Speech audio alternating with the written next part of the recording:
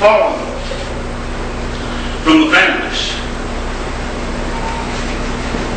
I don't want to hurt anybody, and I can understand problems and all that. But folks, it's a shame and disgrace that marriage today is taken so lightly that the divorce rate far outnumbers the marriage rate. Amen? You know why so many of our young people are just shacking up and moving in with each other these days? Because they've seen such a flop of failure in the marriages around the country. Amen?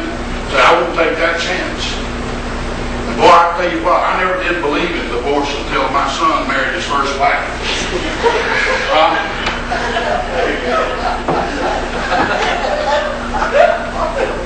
Some things will make you believe in it. But I know it ain't right. What we've done is done a turnaround. Well, he married her. I came home from Alaska one time and I was an instant grandpa, and she was running around, hopping around like a duck wanting to go north. Amen? But I got tired of that mess real quick. But listen, folks, the crown is fallen from the family. We as God's people and families, we ought to get tied into the Lord and on fire for Him and filled with His goodness and filled with His power and call a turnaround for this thing. Amen? Listen, if we want a good church, we're going to have families that's tied together and loves Christ and get together for one reason, that's to exalt Him, and we'll see a turnaround. The crown's fallen from the families. Then the last thing, the crown has fallen from the Christian. What makes people think you're a Christian? Because you say you are? Listen, the Pope says he is too. I like what old Marty Hughes said. He said the Pope's a dope man, a Pope and a dopey Pope. Amen? I tell you what, folks, we're just as bad.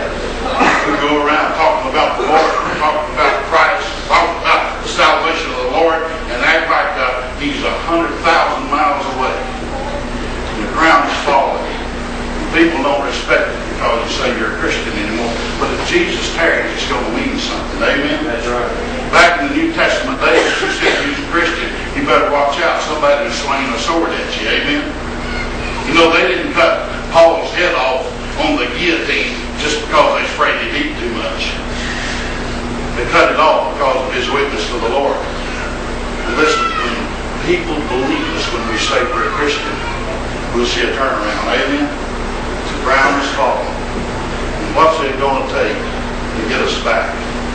It's going to take, like I said this morning, my people, which are called by my name, will humble themselves and pray and seek my face and turn from their wicked ways. I'll hear from heaven and heal their land.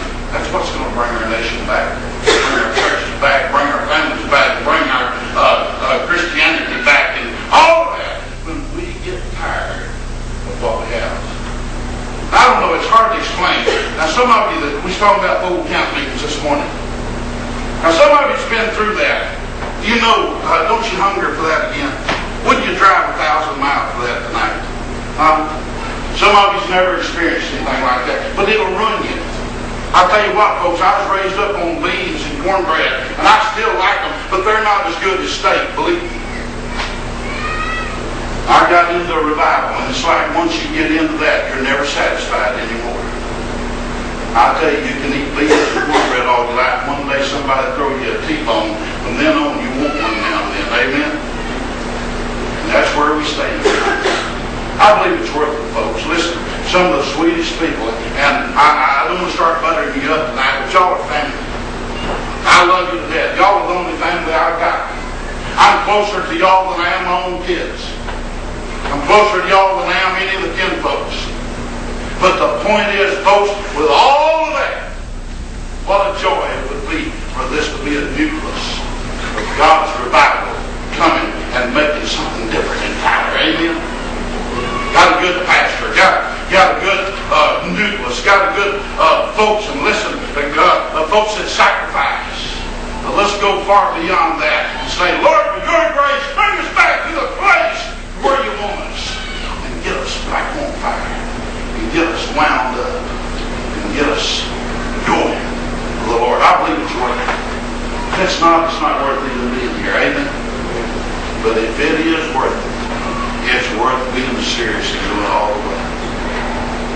I'm really fanatic about that. Either let's do it right, or let's don't do it.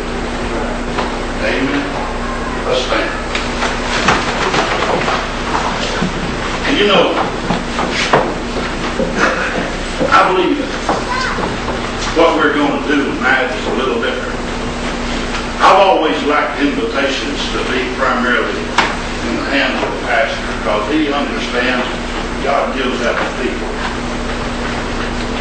But I do want to say this. Hey, is it worth it?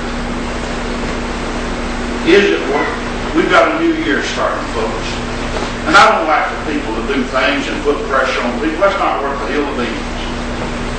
And that is not what I'm saying. But we as God's people, it wouldn't hurt for us to gather at this old altar and say, God, by your grace and mercy, try us and sift us and get us to the place where we're different, and humble us and bring us to the place where you will use us and raise up a people that will cause Tyler to know the Lord's in the midst. Amen? That's what we need to do. Let's have a prayer meeting tonight. Let's have a prayer meeting before the Lord. You can do it in your seat if you don't want to come down here, but all of you that will, let's gather around the altar.